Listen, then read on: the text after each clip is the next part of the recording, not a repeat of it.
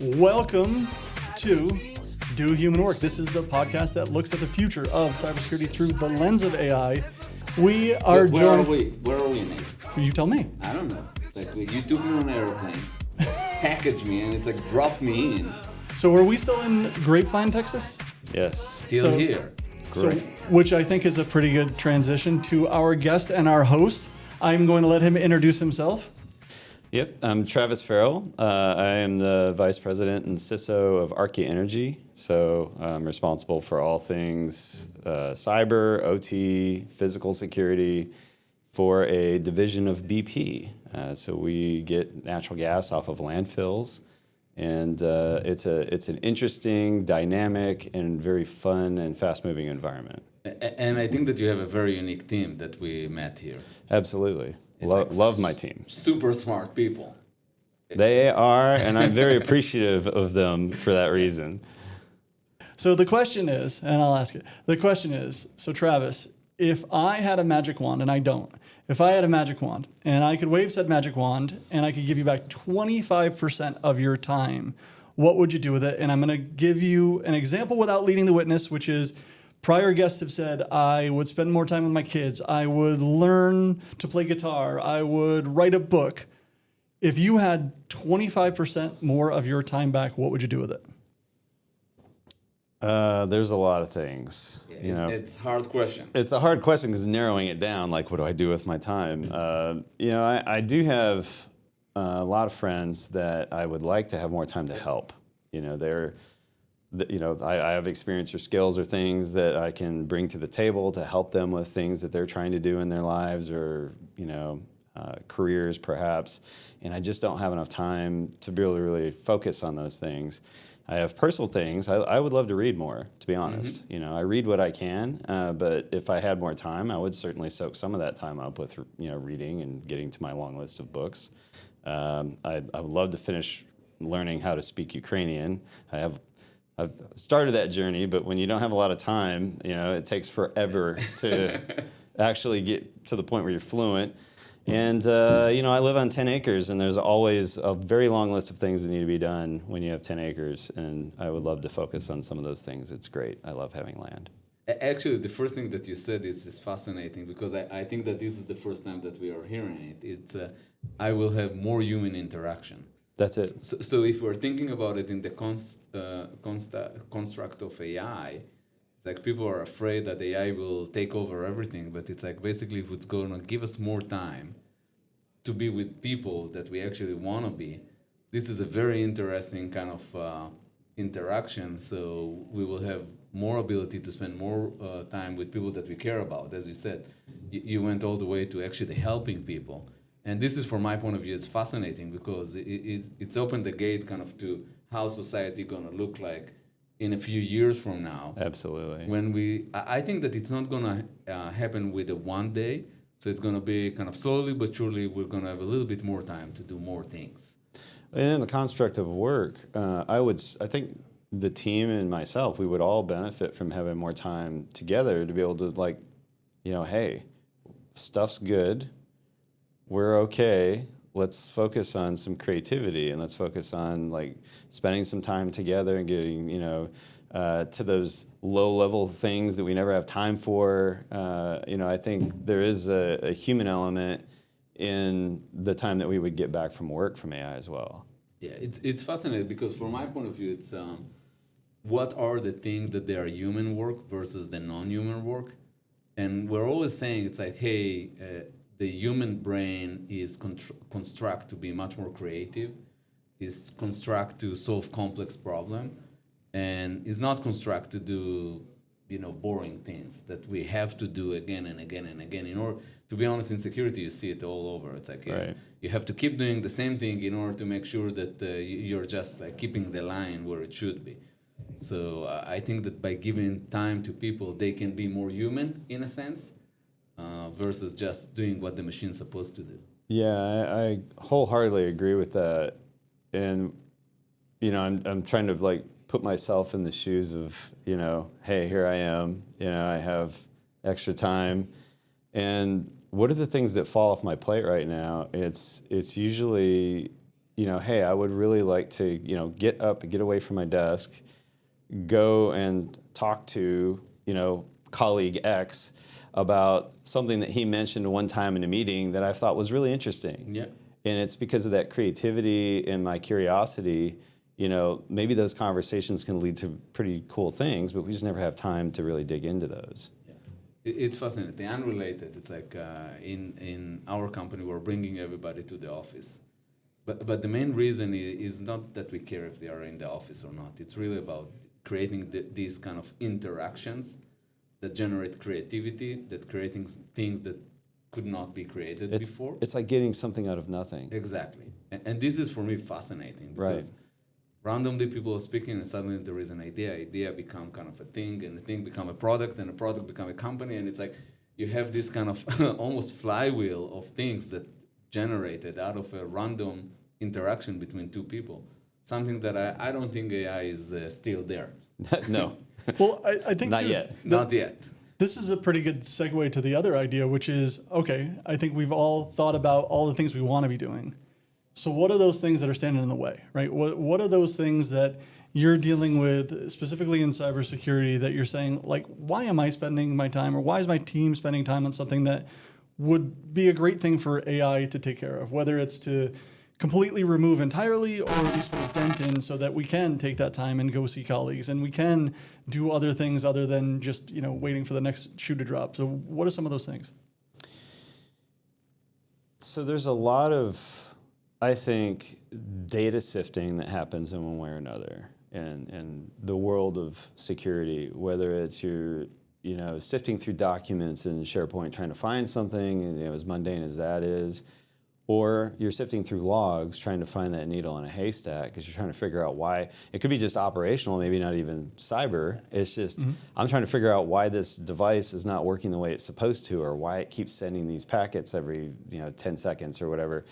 And I think AI is kind of perfectly suited to these sorts of use cases that do suck up a lot of our time.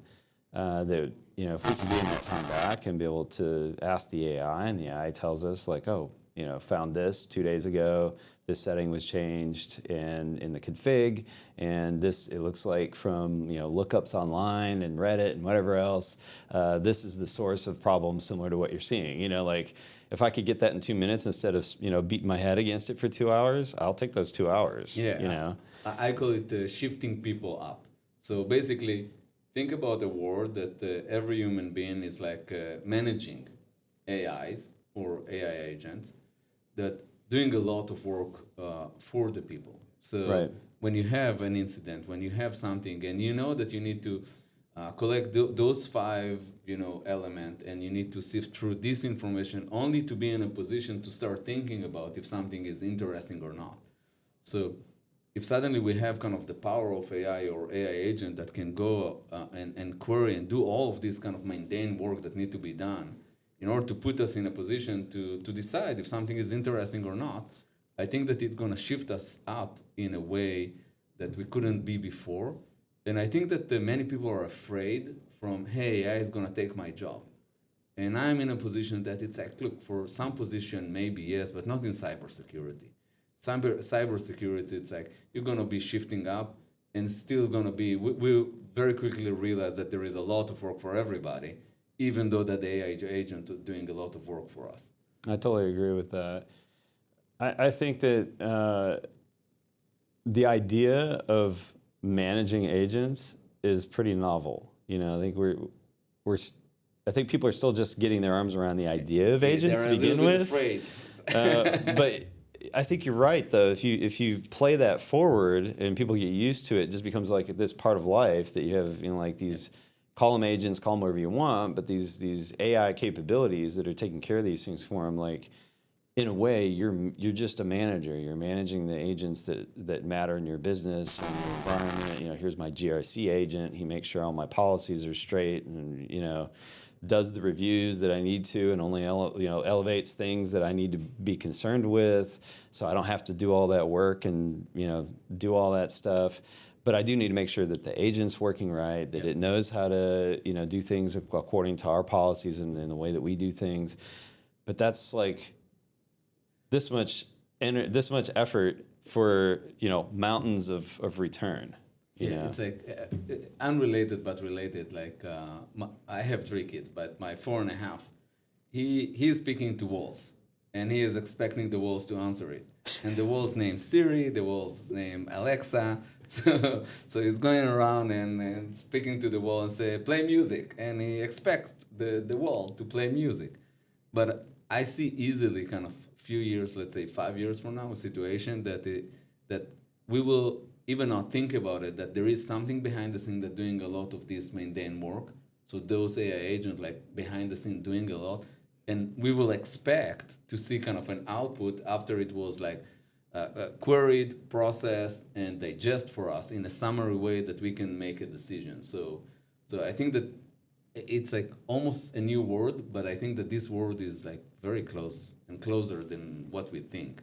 It's like people are talking about 10 years, 5 years. I think that we're talking about probably 3 years and less. Things are moving very quickly. Very quick. Well, think about it. Like, imagine all you do is you tell Siri or whoever, hey, I'd really like to, get together, with so and so and so and so, my 2 friends, Bobby and Joe or whatever, tomorrow night. And I give no other context. But think about the AI knows everything it needs. It knows Bobby and Joe's contact information, their calendar. It knows their food preferences. It knows places we've been to before. So it kind of has an idea of the places we like to go and the foods we like to eat. It's able to go gather, all the reviews and everything else and be like, Bobby's what? a vegetarian. Yeah, exactly. So keep 100%. that in And mind. and it just automatically lands on the calendar. I don't even have to ask questions. I trust that it took care of it and that I'm going to be all set. It may come back later and give me feedback and say, hey, Bobby said that, he's not going to be available till 7, but looks like everybody is okay with that. So, we booked 7 o'clock for this, blah, blah, blah. And just think about all the other areas of your life. Yeah. Like, you get a flat tire on your car and you don't even have to think about it. The agent's already taking care of it. AAA is on its way. Yep. You've already got a spot open, of appointment at Discount Tire for exactly the tire you need and the same tread and everything. It's just like the idea of life without different. these mundane, crazy things that we have to deal with. And imagine healthcare. Like we could probably. Yeah. Oh wow! we can start another hour conversation. This could be the end Easily. of prior authorization. Oh my gosh. So obviously, we are big fans of AI. We talk about AI a lot. AI makes a lot of promises. We believe in it. The question is, if AI does solve these cybersecurity problems and it does become mainstream, what are some of the things that are on your specific cybersecurity bucket list? What are the things that you don't get around to? What are those things that, and this is what I call like the Hawaiian vacation of cybersecurity, the things that, I would only get to it if, and you never will. Like the imagine bucket list of cybersecurity. What is on your cybersecurity bucket list? Well, I have this, wonderful Shangri-La in my head that, one day we're going to have engineered everything that we need to engineer and everything's just going to work. And now we can actually dig into using the tools that we have and think of really creative ways to try to up our game with cybersecurity. I feel like we never really have time to because there's always something else. Oh, we got to do this. Oh, now we got to fix this. Oh, we got this ticket. We got to go do this. This broke, like somebody updated the API and blah, blah, blah, and didn't send out, or we missed the notification and now we got to go fix something, And if you take all that mundane stuff out, like those things are good, I think that leaves a lot of room for actually sitting down and trying to solve the problems that we have and where we maybe have gaps and where new gaps have showed up. How can we address and mitigate those things? I just don't think, at least in our environment, I just don't feel like we have enough time to really focus on that stuff. Yeah. I want to inject kind of another concept because every time that we're asking this question is the way that people are answering is about the here and now. What is their current It's bucket true. list? Yeah. And what we were starting to think of is the other side, the bad guys, the hackers. Basically, they starting to use and leverage AI. And some people are saying, hey, we didn't see kind of a new trick that coming from the bad guys when Yep. it comes to AI. Yep. And I'm saying, I think that we're thinking about it wrong, because the same way that we're starting to use Gen AI in order to write code. So it's like, it's not in everything that we are doing, but let's say 30% of the code starting to be written by AI. So it's like, I think that this slow change, but it's not slow because 30% is It's a lot. fast, considering where we were 2 years ago. Exactly. So I think that we will see kind of a point in time that the bad guys Sure. are using enough. And even if we're not seeing new tricks, we're just going to see more of kind of what we are seeing right now. And that's going to change kind of the bucket list. It's going to change. Yeah.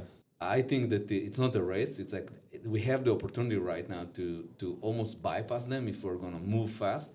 But it's a point in time, I think. It's always cat and mouse, though. Like, I think, you've been around the block for a while in security, and I have too, and we've seen this back and forth before. Like, we'll get some new capability that actually kind of moves the needle a little bit in our direction for a short time. Yeah.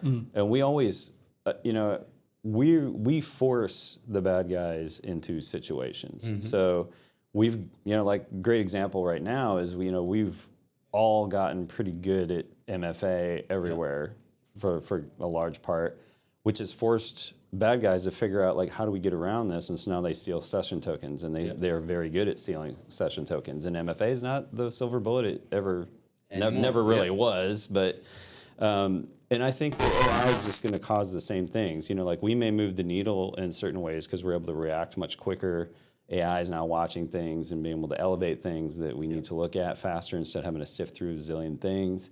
But that's going to force the bad guys to come up with ways to kind of blend in with the noise and do the things that they do. This is what we see them do all the time. So, inevitably, it's just going to be that game over and over again. They use AI in ways that make sense to them. We use it in ways that make sense to us. They gain a foothold here. We have to react to that. They have to react to something we did over there. And, I don't have any concern over it, but I do appreciate the idea that I might have extra time to be able to creatively think about whatever new challenges they bring to the table. Yeah, it's almost kind of the endless push and pull. Right. And I think that cyber is an endless moving target. Yeah, I agree. So we will be good, and then they're going to be. So I agree with you 100%. It's like it's moving and moving and moving, and we'll keep moving. I don't think that it will ever. The only situation that it will change is, let's say, those ransomware group are not making money anymore. So then they're going to stop. Or government that funding a lot of the research around offensive cyber operation is not going to fund it. But it's like, it's almost, I don't have the right analogy, but it's never going to happen. Yeah, exactly. Because the spy versus spy was there, like, from it's not going away. No, it's not going away. Everyone would have to agree to stop at once, and that's never happened. No, it's not going to happen. It's like, this is people. Yeah, exactly. Like, that's how people, behaving. And I think that there are days that it's a little bit good or less, but it doesn't matter. It's like, that's the way it is. Yep, I agree. So for our last question, I realize we've already said many times that we can't see 5 minutes into the future, much less 5 years. So it's the question that's going to make us all, sound bad in the future. So I apologize for even asking it. However, I'm going to ask it anyway, which is, if you look 5 years into the future, and considering all of the change in technology, the change in everything about our daily lives, if we're seeing mainstream AI adoption, specifically in our world, AI agents, how does that change our teams, our programs, our budgets? Just curious, just top of mind, what do you think is going to look so different 5 years from now, or maybe it isn't looking different?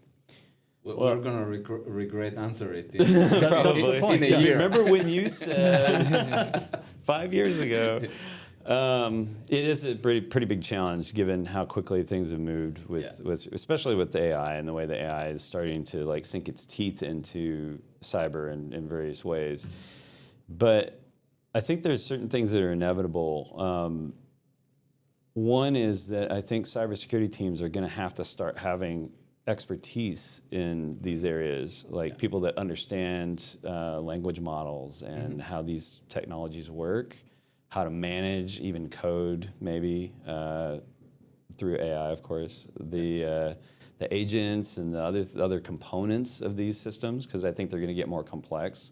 Now we ask the model and it does stuff for us, but I think where things are going is you see fragmentation, where this does this, these put here, and then this collates all that.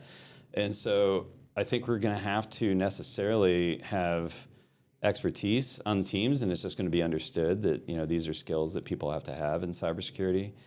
I think that there's going to be some level of governance on the GRC side with regard, and I don't mean like the way that we're looking at GRC towards AI today, where we're trying to make sure we're doing things ethically and all that kind of stuff. I'm looking beyond that to the point where you've got certain specific governance that applies to the things that we're doing with the AIs, how they talk together, because AIs are going to be talking to each other for sure. That's going to be how the integrations of the future are. Sure. Tell this AI to go talk to that AI, and they do a handshake, and Try to manage identity then. Oh gosh. Just think about it. Like my AI spoke with your AI. But where's Siri fit into all of this, and Alexa, and So I think it's kind of hard to fathom like what that world would look like, but those are things that seem pretty obvious to me. Yeah, I think that the level of complexity that we're going to see in the upcoming future, it's hard for us to understand, because we think about a year and a half ago, we started with ChatGPT that talking about things and just writing, English. But suddenly it's moved from ChatGPT to agent that actually doing stuff. So suddenly we connected it with API calls that enable the AI to do stuff for us. So this is the agent. Now we're talking about swarm of agent that will do things, but still, it's like the way that we're thinking about it is still kind of very limited to a specific environment. And what you're describing is everybody gonna have those agents, swarm of agents, speaking with swarm of agent. And not just in cyber. We're going to have cyber AI agents that are monitoring the AI agents that the business is actually using. Yeah, exactly. So that's, it's interesting. Good. But another, to your point, like you mentioned, like 2 years ago when we first started, like all of us kind of woke up to this thing one day that there's this Chat GPT. And now, like people, maybe not average people, but like there's a lot of people that have some understanding of things like tokens and prompts and how to prompt and some of the deeper technical ideas behind like some of the math, like matrix math that goes on behind the scenes. Like people seem to have an understanding, especially in our technical circles, of these things, even though they're not data scientists. But they at least have basic understandings of what's happening and what the underpinnings of this technology is. You're not going to understand all this other super complex stuff if you don't at least have that, So I think that basically the baseline is keep moving. Yeah. So it's like you mentioned like a year, 2 years ago, nobody was aware that thing exists. Think about it. Yeah. And now it's become like... of course it exists. It's in every app that I'm using. I'm writing an email, it's there. It's in my phone. Exactly, it's everywhere. But it's like the adoption, it's used to be kind of very slow and then goes up. The adoption right now look like this. It's linear. It's crazy. Yeah. So it's changing the dynamic, and I'm thinking about us and our kind of community of defenders. It's like, okay, good luck. Now you need to protect that thing. Exactly. So in a sense, if we're not kind of give the fire against fire, it's like we're never gonna win. And this is without talking about what the bad guy is gonna do. Yeah. So just the level of complexity of the stack of technology gonna grow in a significant way. Yep. So. Yeah, and the strange thing about this is it's a bit of a dichotomy because it's simultaneously getting more complex, but the complexity in theory, is also being managed by the technology itself. Yeah. So I think that whatever we will predict here, we'll come again in a year to and check. See how wrong we already are. Yeah, exactly. I think we covered a lot here. Anything else you wanted to bring up anything that you think is worth talking about in terms of AI and security and anything else whatsoever. I think we covered a lot of ground here. I'm pretty bullish and a bit excited about AI just in general. I think there's a lot of application that we've yet to kind of take advantage of. I know that the problem of hallucinations is really kind of one of the big sticking points that I think people have trouble with when it comes to AI. But just being honest and looking at how things have moved so quickly, like the honesty, like the lack of hallucinations that you get in the modern foundational models nowadays has gotten so much better that I don't think that that's like a permanent situation that we're always going to have this problem. I think it's something that is a natural part of the ecosystem, part of the technology and the way these things are built. And now that we understand it a little bit, strides are being made to constrain that and make it better. And I think as people's comfort level gets better with the technology itself, you'll see people's comfort with it handling things like their kids' schedules and and things like this will come. And as those things come, I'm kind of excited about what life could be like when all these things that are such a pain for me to deal with, and everyone else complains about it too, are suddenly made a lot easier to deal with because I'm not dealing with them anymore directly. And that includes work, things that I'm doing at work. Sure. But then what will happen, I think that those things will become kind of the standard very quickly. Mm-hmm. We'll just assume. We'll understand this is life. This is how it works. And this is kind of every time that those changes are happening, for me as somebody that's been in technology for so many years, it's just shocking that it's like people take it for granted. So it's like once you have an iPhone, it's like take it for granted. It's like it's there. Yeah. I know. And without talking about Alexa and Siri and all the other things that we talked about, it's like it's just there forever. Yeah, that's true. All right. Well, we have to thank you for hosting us here in your offices here in Grapevine, Texas. Yes. See, I remember. Yes, I remember. You're in Dallas. I know. And despite our many technical challenges, we have recorded, and fingers crossed, everything's gonna come out. But well, it was awesome seeing y'all in person here. Yes. Thanks for coming to join us in the office, and hopefully we'll be able to have you guys back again sometime. Thank All you. right, appreciate it. Real people, not human, not AI. That's right. Because we'll have more time for this. We can shake hands. That's right.